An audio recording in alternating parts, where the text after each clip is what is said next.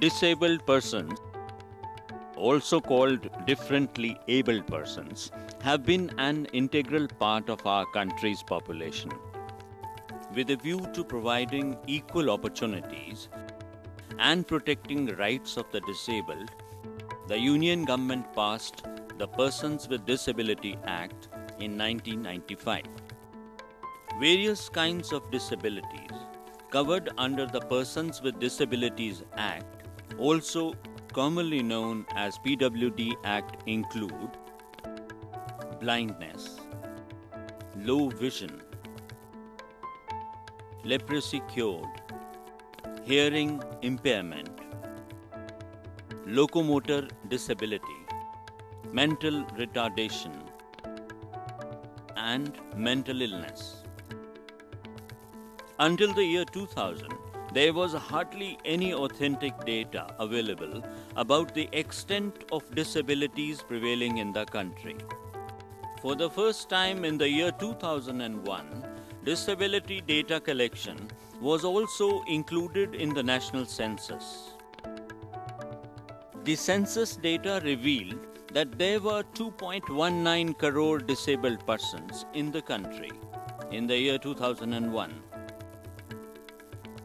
This huge number has drawn the attention of the government. Matching with the aspirations of these persons, the welfare of such persons has always been on the priority of the government. As a result of the policy decisions, disabled-friendly infrastructure is now becoming visible at government institutions, public places, and institutions of learning these days.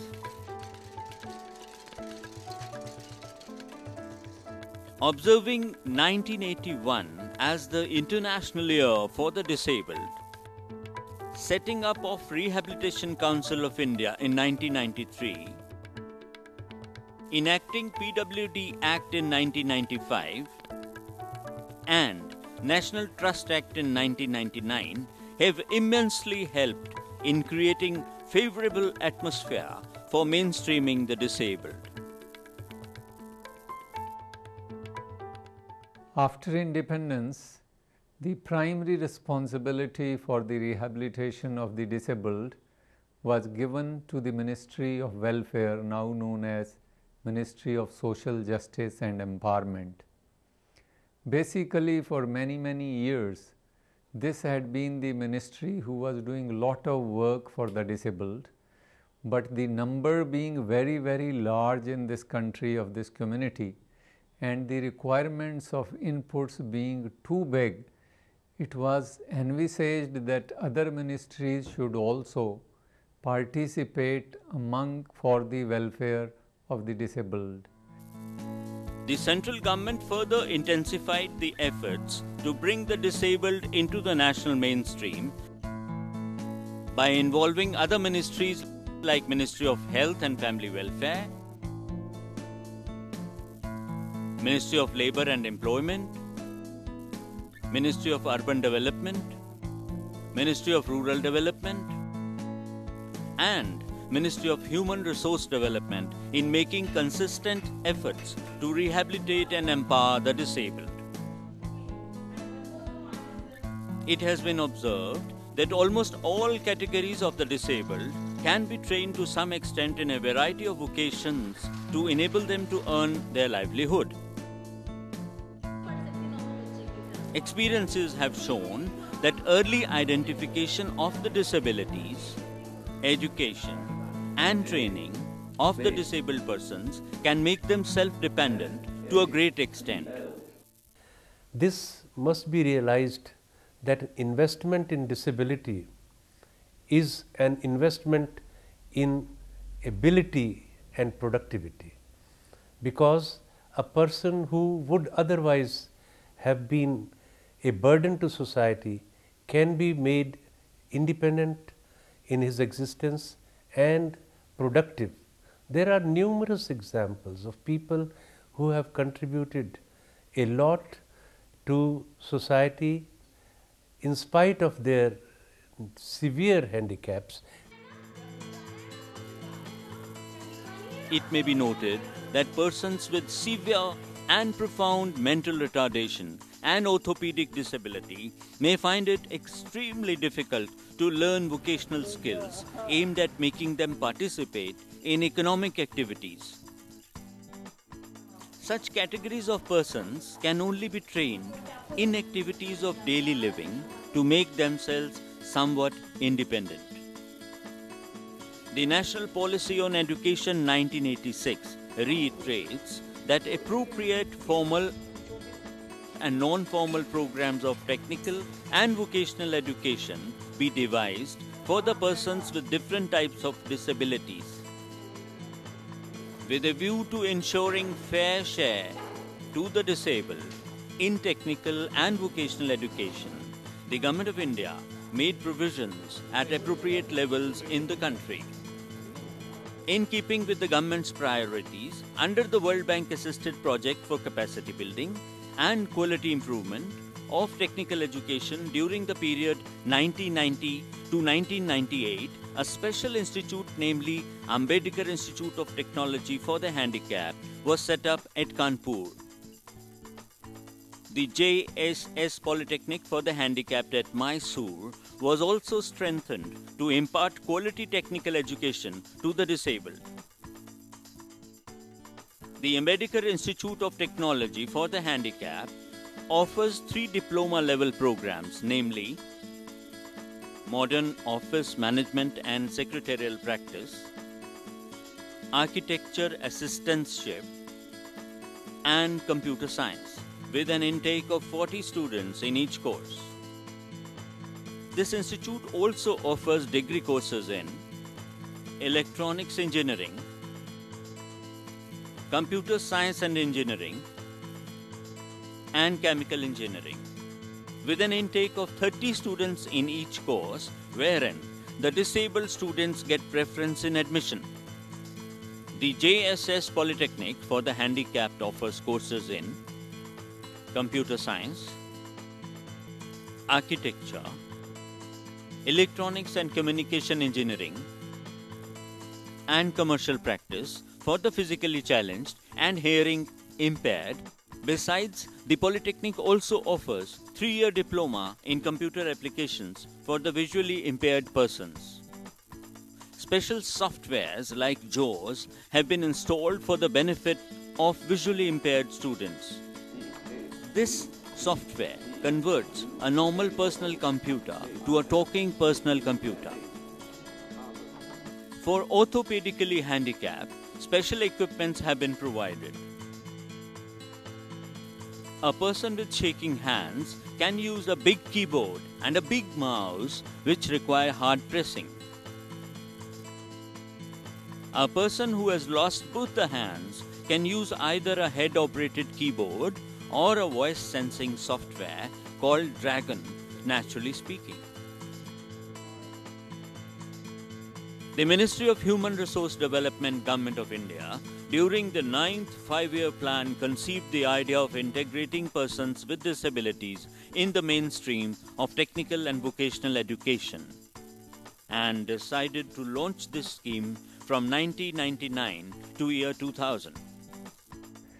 The technical education and vocational training, though could be given by Ministry of Welfare, but they were not the masters of this line.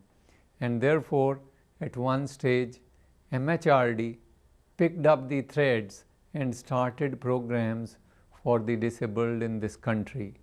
The major benefit of this idea was also that it will prove to be very cost effective, because there are thousands and thousands of MHRD engineering colleges and polytechnics spread geographically very well all over the country, and they could use the infrastructure of these existing institutes for giving benefits, training and education to the disabled.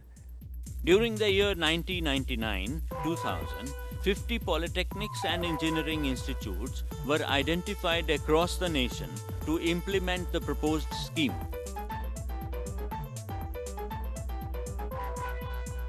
These polytechnics were provided resources to upgrade their facilities so as to make them suitable for providing formal and non-formal education to the disabled persons. Each identified polytechnic was assigned the target of admitting 25 disabled students in formal programs per annum and training 100 disabled persons through non-formal skill development programs annually. These polytechnics draw beneficiaries from every nook and corner of the country. We are working towards bringing the handicapped persons, that is the persons with disabilities, into the mainstream and make them capable of earning their livelihood. This is very important because we don't want those people to be left out of the society, and towards this end, the Ministry of Human Resources Development, the Government of India, selected few institutions, and we are fortunate that our institution, which is the KL Polytechnic Roorkee, is one of them, and we are the only polytechnic in Uttaranchal and one of the very few in UP who have been selected to impart and to join hands with the Government of India to impart this kind of education to the persons with disabilities. यह course 2000-2001 से चालू किया गया। तब से अब तक हमने फॉर्मल स्कीम में 65 छात्राओं को ट्रेनिंग दिया और नॉन फॉर्मल में कुल 305 छात्राओं को ट्रेनिंग दिया। इस वर्ष हमने फॉर्मल स्कीम में 20 छात्रों को भर्ती किया है और विगत सत्र 2004-2005 में 20 छात्र थे। इस तरीके से और 103 छात्रों को हमने नॉन फॉर्मल स्कीम में इस साल भर्ती किया है। First priority which came into my mind was to select faculty from amongst the faculty members of CCT who are dedicated in nature. The second part of the trident which we focused our attention was on the infrastructure to be provided for starting such a course. It was a big challenge to be achieved. Third was to recruit students or admit students. As far faculty was concerned, we selected the people with a will to work for such a scheme and made them undergo a number of courses at NITR Chandigarh, Calcutta, then to Dehradun, and also we made them attend as many national symposia as possible. As far as the infrastructure was concerned, we have an architecture department in CCET which was entrusted with the job of designing the particular block and to cater to the needs of the students who are underprivileged or handicapped. Thereafter, we tried to admit the students. For favor of transparency, we resorted to open admission by giving advertisement in newspapers for vocational training, and for formal courses, we also gave advertisements, open advertisements in newspapers, and prescribed the qualifications which are applicable for admissions to formal polytechnic. 12 resource institutions across the country were identified to facilitate the effective implementation of the scheme.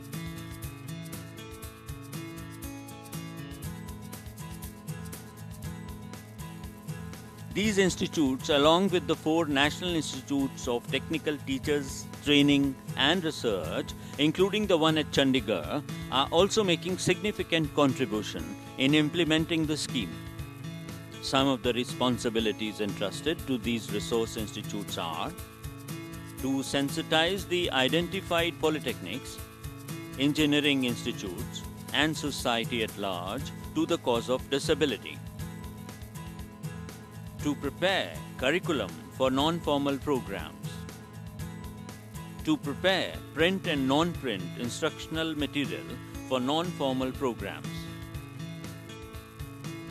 To organize workshops, conferences and seminars on disability-related themes and monitor the implementation of the scheme by the polytechnics. Since inception of the scheme during the year 2000 to 2006, 50 polytechnics have admitted 1,667 disabled students in formal programs and 7,579 disabled persons have undergone non-formal training programs. I joined this scholars in like 2003 year, and I never feel that I come in this college by PWD scheme. I feel very happy in this college. I get very good atmosphere in this college, or that all the teachers are very cooperative with us. सोच भी नहीं सकता था कि मुझे ऐसी facilities मिलेंगी, और मुझे ये प्रॉब्लम मुझे बचपन से हो गई थी, पोलियो हो गया था मुझे। और अगर मैं किसी और कॉलेज में जाता तो शायद मैं ये करने, अगर मैं जर्नल में और PWD स्कीम में नहीं जाता तो मैं शायद नहीं कर पाता। जो फैसिलिटीज़ मुझे मिल रही हैं वो वहाँ पे नहीं मिलती, तो मैं शायद ये इंजीनियरिंग नहीं कर सकता जो मैं अब कर रहा हूँ। और मैं एजुकेशन में भी लगातार 2 बार टॉप कर चुका हूँ बोर्ड में। मैं ये चाहूँगा कि अगर कोई स्टूडेंट इससे आगे भी कोई अच्छा करना चाहता है, जैसे डिग्री में कोई जाना चाहता है, तो उसे डिग्री में भी ऐसी फैसिलिटीज़ मिलनी चाहिए। बेनिफिट्स में हमें यहाँ पर बुक्स के लिए भी पैसा दिया जाता है और यूनिफॉर्म के लिए भी पैसा दिया जाता है। ट्यूशन फीस भी हमारी यहीं से मिलती है। लगभग 23,000 रुपये के लगभग हमें पर ईयर मिलते हैं, जो हमें फर्स्ट ईयर में, सेकंड ईयर में और थर्ड ईयर में, तीनों में मिलते हैं। तो उससे लगभग हमारा सभी खर्च यहाँ के पूरे हो जाते हैं। और जो यहाँ का स्टाफ मेंबर, उनका जो है व्यवहार वगैरह इतना अच्छा होता है कि घर जैसा मिलता है। आप अंतर नहीं कर सकते कि हम घर में हैं या कॉलेज में हैं, किसी बाहर कॉलेज में, इंस्टीट्यूट में पढ़ रहे हैं, ऐसा नहीं आप बिल्कुल भी व्यवहार कर सकते, क्योंकि इनका इतना अच्छा व्यवहार होता है। एक एक चीज़ को स्टेप बाय स्टेप इतना समझाते हैं, इतना अच्छा समझाते हैं। एक बार समझ नहीं आया तो 10 बार समझाएंगे, और हर चीज़ में आगे रखते हैं, कभी भेदभाव नहीं करते, कुछ नहीं करते ऐसा कुछ। मैं MS ऑफिस की स्टूडेंट हूँ। हमारी यहाँ 6 मंथ की ट्रेनिंग चल रही है और मुझे यहाँ आके बहुत अच्छा लगता है। यहाँ पे काफ़ी सारे बेनिफिट हैं और हमें यहाँ पे स्कॉलरशिप भी मिलनी है। इस संस्था से जुड़ने के बाद मेरे को ये महसूस हुआ कि एक हैंडीकैप आदमी जो है बहुत ये उसमें कभी ये फीलिंग नहीं होगी कि मैं सरवाइव नहीं कर पाऊँगा। उसको जीने के बहुत रास्ते उसके लिए खुल जाएंगे। With regard to getting insight into the aspects of mainstreaming the PWDs in technical and vocational education, we sought views of some of the faculty members. First of all, I must say that bringing a physically challenged student to a mainstream is a great experience, because once they are working in a normal atmosphere, their performance is exceptionally good. They don't feel any lacking behind. They are competing with a normal student, and I have seen absolutely no lacking in the efficiency of these students. Since I am taking a chemistry, applied chemistry, so the practical problems which they are facing sometimes is they are not able to hold the apparatus firmly. So instead of suggesting them to use a pipette, we sometimes suggest them to use a burette, which is a convenient apparatus. Then for a hearingly impaired student, I give simultaneously written as well as oral instructions, so they don't find any much problem.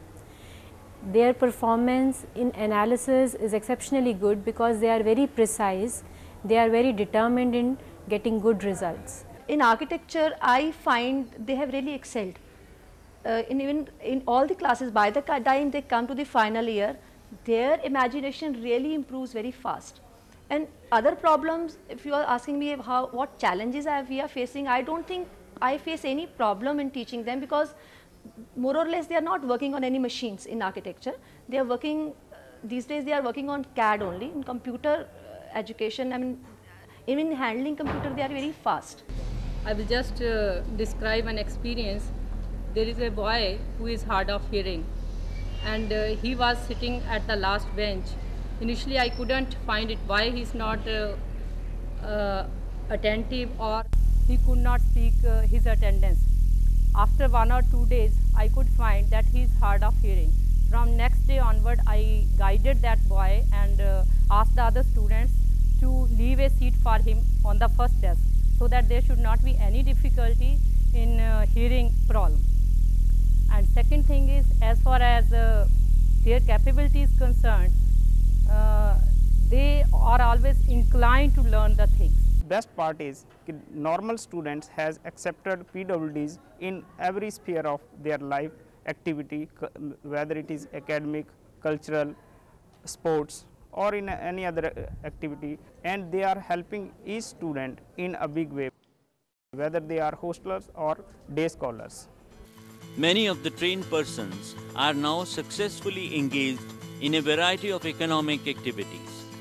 They have not only become employed and self-employed, but also have been able to provide employment to other disabled inmates.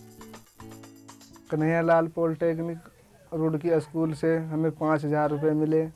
उस पैसे से हमने मशीनें खरीदी। मशीनें खरीद के ये हमने दुकान खोली। दुकान खोल के हमने ये काम किया। बोर्ड छपवाया। जो भी काम हमने दुकान के अंदर किया वो सभी उसी पैसे से किया जो हमें कन्हैयालाल पॉलिटेक्निक स्कूल से मिला था। जी ये कारीगर है, इसको 1,000 रुपये महीना दे रहे हैं और भी हम चाहते हैं कि और भी लड़कों को हम सिखाएं, ऐसे ही कामयाब बनाकर इन्हें कारीगर बना दिया जाए। केएल पॉलिटेक्निकल से मैंने डिप्लोमा हासिल किया है और उसमें नर्सरी का काम सीखा है। नर्सरी के काम में ये सिखाया गया कि पौधा कैसे लगता है, पौधे को किस टाइम लगाना चाहिए, दूसरी जगह से हटा के दूसरी जगह लगाना चाहिए और कैसे गमले में लगाते हैं, कैसे कटिंग करते हैं, कैसे पेड़ पौधे को उगाना चाहिए। पॉलिटेक्निकल स्कूल से मुझे 5,000 रुपये मिले थे और मैंने सामान ख़रीदा था और मैं वहाँ से ट्रेड करके इनकी सामान ख़रीद के अपना काम करना चाहा था। फिर मुझे नौकरी मिल गई। मैं 1,200 रुपये तनख्वाह पा रहा हूँ। The NGOs have also played an important role in implementing the scheme for the disabled. Non-governmental organizations can play a very important role in the care of the disabled people. And in India itself, several societies are doing a wonderful job. Particularly, one comes to mind the Spastic Society of India with its branches in Bangalore, Bombay, Calcutta and metropolitan Delhi. But the only thing is that many of these societies are doing excellent work only in metropolitan towns, and smaller towns are not being so well attended by them. The NGOs, as we call them, are more prompt in response to the needs of such people. They are more sympathetic, they are more easily accessible than the governmental processes. In my opinion, however, there are certain significant gaps in looking after the needy. This is particularly so for the young children who need shelter as well as education and training. Our schools, whereas the world over there is integration in the schools where the handicapped are equally welcome, to this extent there are very few educational institutions in our part of the country or in our part of the world who are meeting these requirements as yet. Looking to the importance of mainstreaming the disabled, the researchers have also started making their scholastic contribution. The built environment must provide equal opportunities for people with diverse abilities and disabilities to integrate them into the same environment in which we all live. It must provide them equal opportunities for performance of their activities of daily living and participation in the real life situations. And this can happen only when we are able to remove those intermediate barriers from our environments. And I believe the best any individual can offer is a change in his mental attitude from a charity-based stigmatizing approach of the disabled people to a human dignity-based social model approach. In order to build sufficient capacity, there is a need to induct more polytechnics and engineering institutes into the scheme in a phased manner. Most of the states and union territories are approaching the resource institutions for getting more institutions covered under the scheme. Although the task pertaining to mainstreaming of the disabled into the technical and vocational education is very challenging, the stakeholders are more than convinced that any investment in rehabilitation, education and training of the disabled will be rewarding and shall fetch rich dividends in the long run.